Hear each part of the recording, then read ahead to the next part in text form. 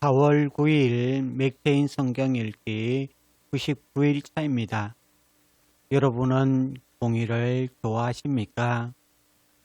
조금 솔직하게 말하면 우리는 공의보다 은혜를 더 좋아합니다. 왜냐하면 공의는 편안하게 두지 않기 때문입니다.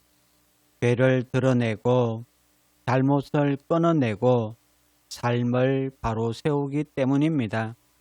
그래서 우리는 속으로 조금은 괜찮지 않을까? 이 정도는 그냥 넘어가도 되지 않을까? 이렇게 생각합니다.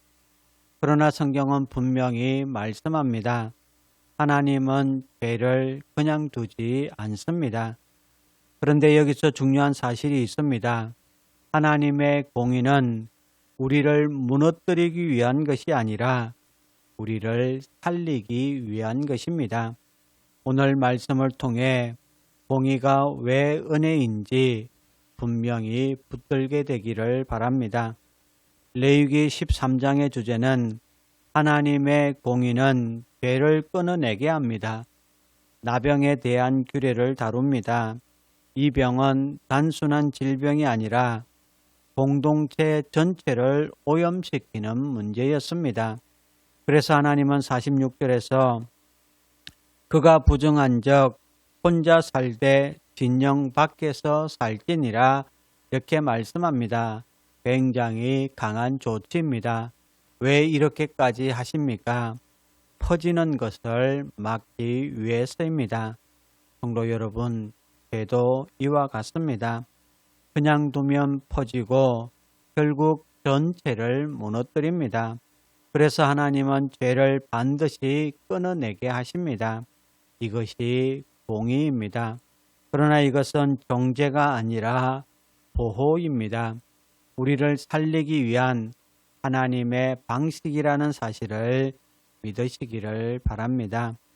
시편 15편과 16편의 주제는 하나님의 공의는 삶으로 드러나야 합니다. 15편은 질문으로 시작합니다. 1절에 여호와여 주의 장막에 머무를 자 누구오며 주의 성산에 사는 자 누구오니까? 그리고 분명히 말씀합니다. 2절에 정직하게 행하며 공의를 실천하며 그의 마음에 진실을 말하며 공의는 생각이 아닙니다.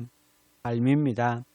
성도 여러분, 교회 안에서만 의로운 것이 아니라 삶에서 드러나야 합니다. 그리고 시편 16편은 선언합니다. 이는 주께서 내 영혼을 소홀히 버리지 아니하시며 보셨습니까? 공의를 따라 사는 삶은 결코 헛되지 않습니다. 하나님이 지키십니다. 잠언 27장의 주제는 공의만으로는 살 수 없기에 은혜를 구해야 합니다. 사람과 사람 사이의 관계를 보여줍니다. 그리고 17절에서 이렇게 말씀합니다. 철이 철을 날카롭게 하는 것 같이 사람이 그의 친구의 얼굴을 빛나게 하느니라. 성도 여러분, 우리는 완전하지 않습니다. 서로가 필요합니다. 은혜가 필요합니다. 공의만 강조하면 사람을 무너뜨립니다. 그러나 은혜는 사람을 살립니다. 공의는 기준이고 은혜는 회복입니다. 이 둘이 함께 갈 때에 건강한 신앙이 된다는 사실을 놓치지 마시기를 바랍니다. 데살로니가 후서 1장의 주제는 하나님의 공의는 반드시 이루어지기에 신뢰해야 합니다. 고난 가운데 있는 성도들에게 말합니다. 5절에 이는 하나님의 공의로운 심판의 표요.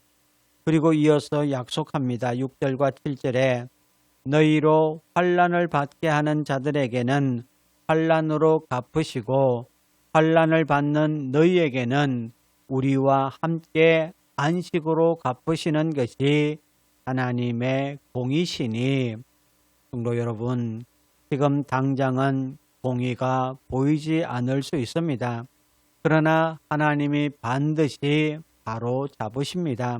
그래서 우리는 직접 갚으려고 하지 않아도 되고 억울함에 무너지지 않아도 됩니다. 성도 여러분, 공의는 두려운 것이 아닙니다. 우리를 살리기 위한 하나님의 손길입니다. 하나님은 죄를 그냥 두지 않으시지만 그 공의 안에서 우리를 회복시키십니다. 그러므로 오늘 죄를 가볍게 여기지 마십시오. 공의를 삶으로 살아내십시오. 은혜로 서로 세우십시오. 하나님의 판단을 신뢰하십시오. 하나님은 반드시 옳은 길로 이끄십니다.